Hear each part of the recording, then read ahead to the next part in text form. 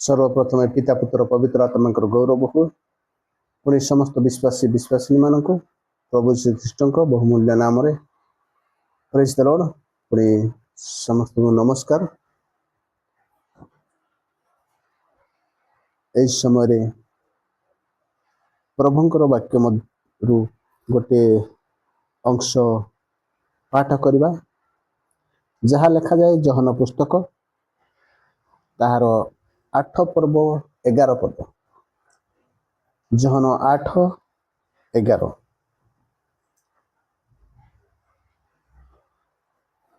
से कहिला केही नहीं प्रभु।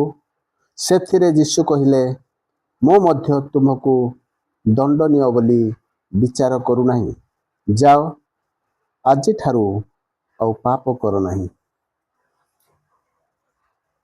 प्रार्थना करवा। प्रिय प्रभु धन्यवाद देछु वाक्य पाठ करिया पई सहाय्य कल ताहा बुझिबु पवित्र आत्मा को शक्ति दे आम्मान को सहाय्य कर पुणी ताहाको पालन करिबु सेति पई मध्य आम्मान को सहाय्यकारी आत्मा पठाई सहाय्य कर यीशु को नाम रे मागिलो आमेन।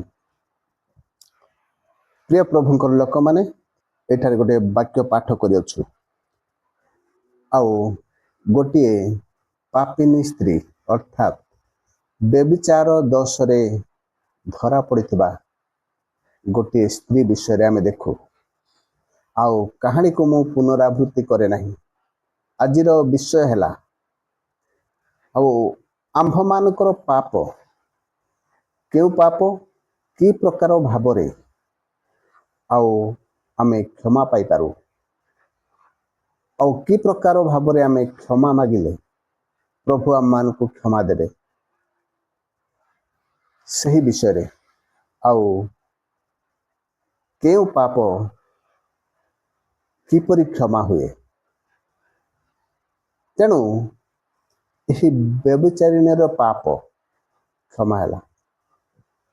तेणु आमे देखू पाप आमे निजे करि थाउ केतोटी ए प्रकार की होई पारे कहार क्षति हुए नहीं। मद जुआ व्यभिचार इत्यादि एही समस्त पाप आवश्यक स्थले कहार किछि क्षति करि न पारे आमे निजे दोषी बा पापी ही थाउ आहु आउ से पाप क्षमा मागी थाउ आमे प्रभुंक निकटरे। एक तो आमे व्यक्तिगत भावे आम स्वेच्छारे आमे पाप करि थाउ आउ होई पारे काहको ताहा बाधि न थाए कि केही जानी न थांती केतोटी पाप आउ केतोटी पाप अन्यर विरुद्ध रे आमे पाप करि थाउ जो द्वारा ताको बाधि थाए आउ से आमर विरोधी हुए आउ ता सहित वैर भाव हुए पाप। आउ केतेक पाप करू लोकंक अजाणतरे जनक विरुद्ध रे पाप करू से पाप को जा विरुद्ध रे करियछु से बेले बेले जानी न थाए एही प्रकार भाबरे आमे पाप करिथाउ। तेणु एठी देखोछु जने व्यभिचारिणी स्त्री रो पाप आउ यीशु ताकू क्षमा देउछंती दोषी बोली गणना करू नाहंती आउ दोषी बोली कहू नाहंती से निजे व्यभिचार करुथिला। तेणु आमे देखोछु आजिर दिन रे मध्य अनेक लोक व्यभिचार कार्य करी वेश्या कार्य करी आउ से माने अपना पेट पोसंती आउ ताहा से मानकर पेशा अर्थात गोटे वृत्ति हो जाइछि। तेणु ए स्त्री को प्रकार स्त्री जे व्यभिचार करुथला आउ धरा पड़े अछि आउ पुरातन नियम रे मशांकर शास्त्र अनुसारे से माने ପଥର ଫୋପାଡ଼ି ମାରୁଥିଲେ। ଯେଉଁ ଲୋକ ବ୍ୟଭିଚାର କରି ଧରା ପଡ଼ିବ ସେ ପଥର ଫୋପାଡ଼ି ତାକୁ ମାରିବେ। ତାକୁ କ୍ଷମା ଦେଲେ ଯୀଶୁ ଖ୍ରୀଷ୍ଟ, କାରଣ ସେ କାହାର କିଛି କ୍ଷତି କରୁନଥିଲା, ସେ ଆପଣାକୁ ଦୋଷୀ କରିଥିଲା। ଆଉ ଯୀଶୁ ତାକୁ କ୍ଷମା ଦେଲେ, ଦୋଷକୁ ଧରିଲେ ନାହିଁ। ତେବେ ଆପଣମାନେ ଏ ପ୍ରକାର କୌଣସି ପାପ ଅଛି, ଦୟାକରି ଆପଣଙ୍କୁ ଯୀଶୁ କ୍ଷମା ଦେବା ପାଇଁ ପ୍ରସ୍ତୁତ। ଯଦି ଆପଣ ଯୀଶୁଙ୍କ ପାଖରେ କ୍ଷମା ମାଗିବେ ସେ ଦେବେ, କିନ୍ତୁ ଗୋଟିଏ କଥା କହିବେ, ଯାହା ଲେଖାଯାଏ, ଯାଅ ଆଜିଠାରୁ ଆଉ ପାପ କର ନାହିଁ। ଯେଉଁ ପାପ ତୁମେ କରୁଥିଲ ତୁମ ଶରୀର ବିରୁଦ୍ଧରେ, ତୁମର ଆତ୍ମା ବିରୁଦ୍ଧରେ, ଆଉ ତୁମ ନିଜ ବିରୁଦ୍ଧରେ, ଆଉ ସେଇ ପାପ କେବେ କର ନାହିଁ। ଯାଅ, କ୍ଷମା ମିଳିଯାଏ। ତାପରେ ଆମେ ଦେଖୁ ଅନ୍ୟ ଲୋକ ବିରୁଦ୍ଧରେ, ଯେତେବେଳେ ଆମେ ମାଥ୍ୟୁ ପୁସ୍ତକରେ 5 ପର୍ବର 24 ପଦରେ ଆମେ ଦେଖୁଛୁ, ଏହା ମଧ୍ୟ ଗୋଟିଏ ପାପ। ଯେଉଁ ସମୟରେ ନୈବେଦ୍ୟ ଧରି ମନ୍ଦିର ଯାଉ, ସେହି ସମୟରେ ଯୀଶୁ କହୁଛନ୍ତି, ନୈବେଦ୍ୟ ଆଣୁଥିବା ସମୟରେ ଯଦି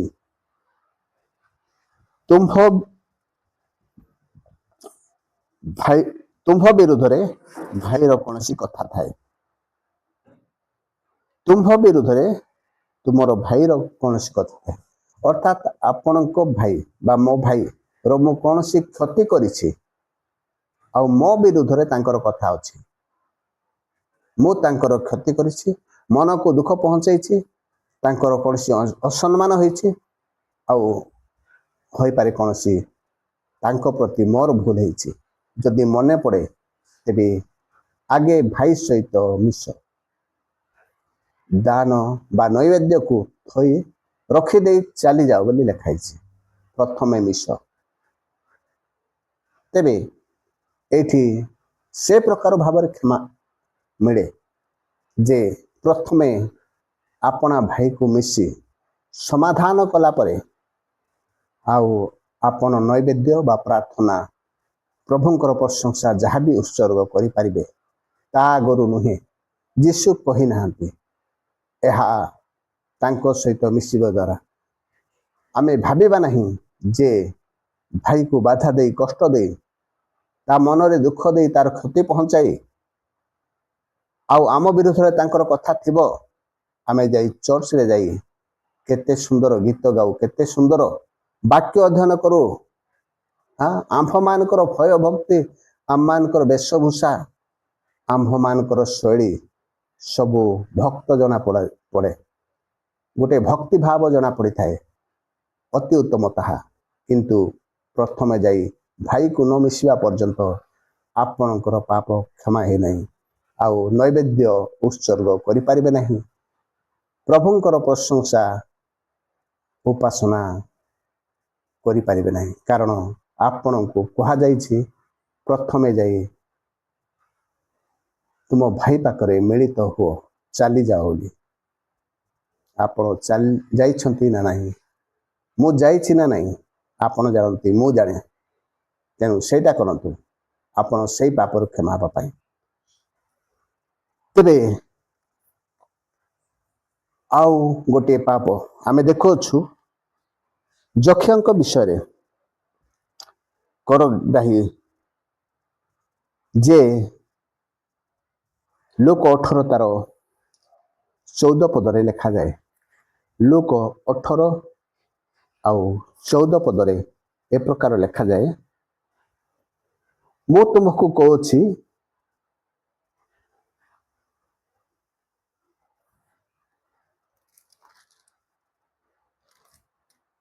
କରଗ୍ରାହୀ ଫାରୁସୀ ବିଷୟରେ, କରଗ୍ରାହୀ ଫାରୁସୀ ଆଉ କରଗ୍ରାହୀ ବିଷୟରେ ଲୁକ 18 ତାର 14 ପଦ, ମୁଁ ତୁମ୍ଭମାନଙ୍କୁ କହୁଛି ସେ ଲୋକ ନୁହେଁ, ବରଂ ଏହି ଲୋକ ଧାର୍ମିକ ଗଣିତ ହୋଇ अपना गृह को चलीगला कारण जे कहीं आपना को उन्नत बोली देखाए ताहाको उन्नत कर दिबो किंतु जे आपना को उन्नत करे ताहाको उन्नत कर दिबो एठारे आओ प्रार्थना सुने से धार्मिक अधार्मिक गणित करूछंती एही फारुसी आउ से प्रार्थना करुथिला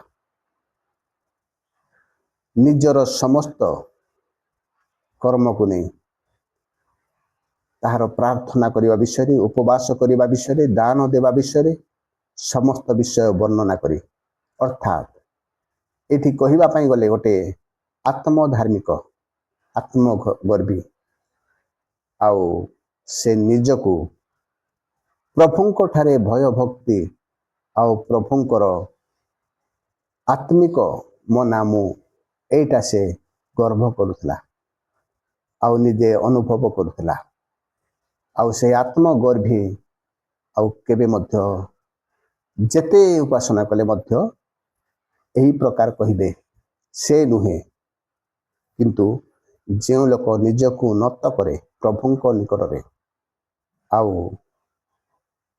ताहाकु प्रभु उन्नत करिवे धार्मिक गणित करिवे एठारे आउ जो करग्राही आउ पापी लोक आउ ताहाकु प्रभु कहले जे धार्मिक गणित हैला आपण आउ मो धार्मिक गणित हेबा पई निजको आउ निजे निज सम्मुख रे तुरी बजाइबा नहीं आउ निजको उच्च स्थान रे रखिबा पई चेष्टा करिबा नहीं मु मोर मते सबु कहिबा प्रभुंकर इच्छा प्रभु देले प्रभु करि अछंती आउ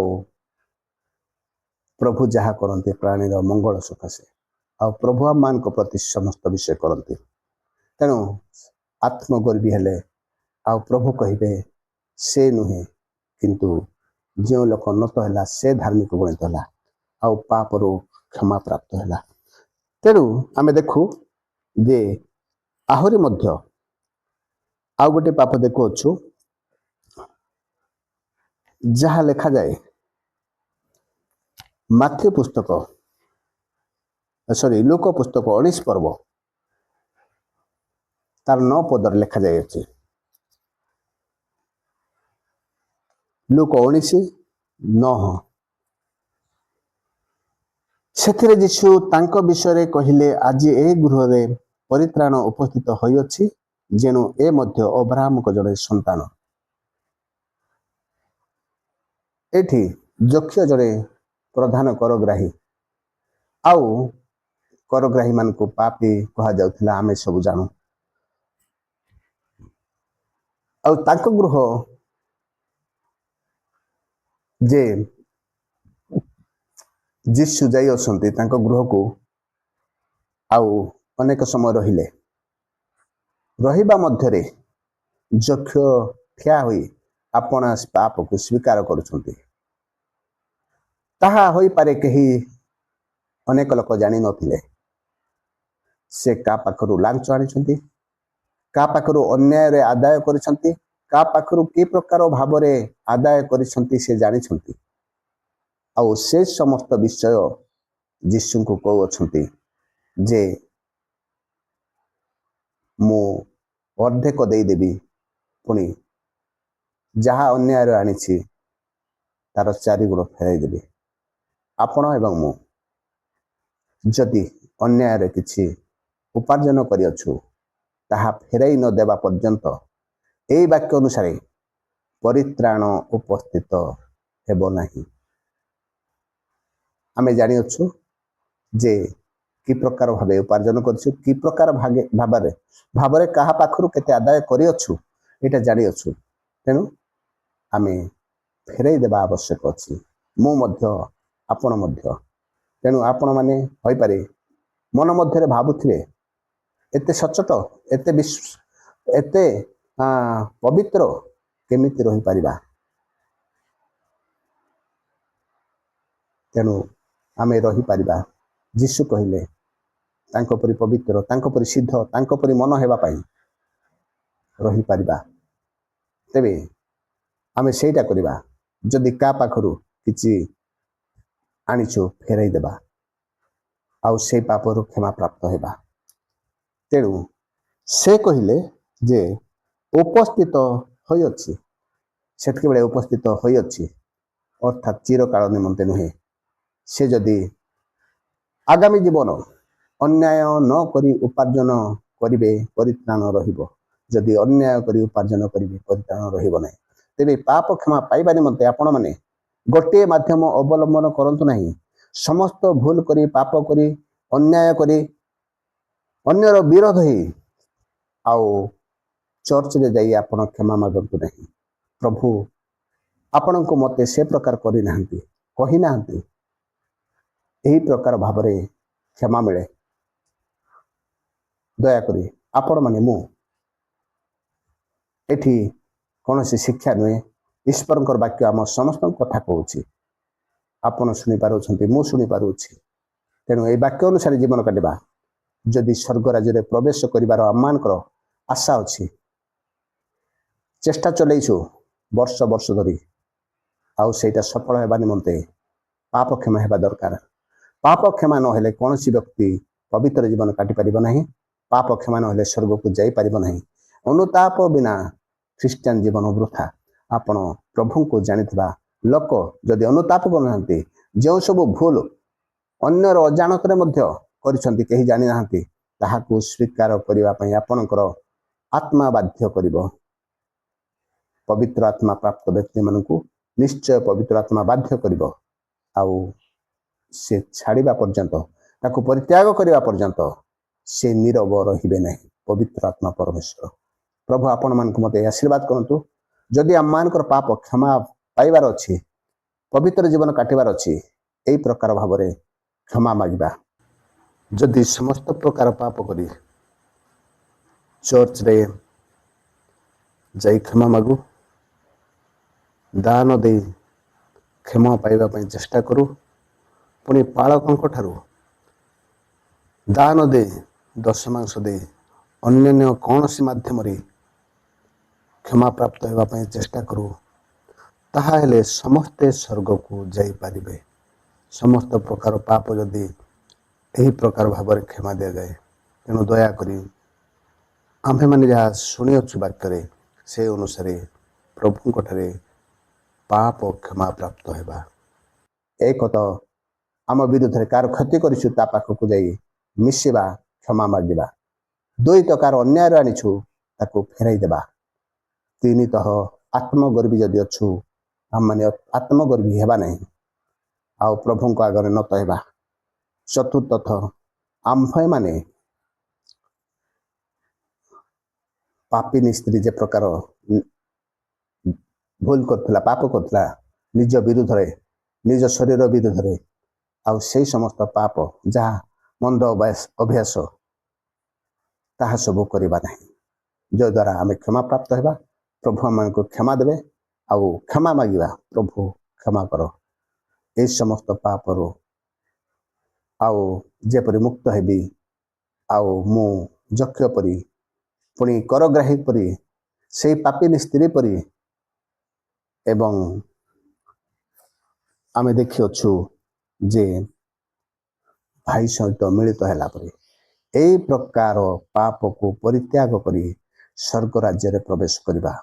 ପ୍ରଭୁ ଆପଣଙ୍କୁ ମୋତେ ସେହି ପ୍ରକାର ଶକ୍ତି ପରି ବୁଦ୍ଧି ଜ୍ଞାନ ଆତ୍ମିକ ଜୀବନ ଦିଅନ୍ତୁ। ପବିତ୍ର ଆତ୍ମା ସାହାଯ୍ୟ କରନ୍ତୁ ସମସ୍ତ ପାପକୁ ପରିତ୍ୟାଗ କରି ପବିତ୍ର ଜୀବନ କାଟି ସ୍ୱର୍ଗକୁ ଯିବା। ପ୍ରଭୁ ସମସ୍ତଙ୍କୁ ବାକ୍ୟ ଦେଇ ଆଶୀର୍ବାଦ କରନ୍ତୁ। ଆମେନ୍। ସମସ୍ତଙ୍କୁ ଧନ୍ୟବାଦ।